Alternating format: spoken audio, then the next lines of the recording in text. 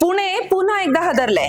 पुण्यातील सिंहगड रोड परिसरातून धक्कादायक माहिती समोर आली आहे, जिथे भर दिवसा वर्दळीच्या आनंदनगर चौकात पूर्व वैमनस्यातून लोकांच्या डोळ्यासमोर एका तरुणाचा लोखंडी हत्याराने निर्घुण खून करण्यात आला आहे। मिळालेल्या माहितीनुसार वडगावच्या आनंदनगर चौकात काल संध्याकाळी सुमारे 6 वाजण्याच्या सुमारास ही थरारक घटना घडली। मृत तरुणाचं नाव होतं करण गिरीश काशीद आणि तो फक्त अवघ्या 19 वर्षाचा होता। प्रत्यक्षदर्शी माहितीनुसार करण चौकात थांबलेला असतानाच अचानक 3 ते 4 हल्लेखोर तिथे आले आणि त्यांनी क्षणाचा विलंब न करता लोखंडी हत्यारांनी त्याच्यावर वार केले। त्यांनी करणला निर्घुण मारहाण केली।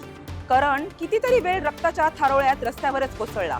ही संपूर्ण घटना इतकी भयानक होती की परिसरात एकच खळबळ उडाली। लोकांमध्ये भीतीचं वातावरण निर्माण झालं। दरम्यान घटनेची माहिती मिळताच सिंहगड पोलीस घटनास्थळी दाखल झाले। पंचनामा करण्यात आला असून मृतदेह पुढील तपासासाठी ससून रुग्णालयात पाठवण्यात आला आहे।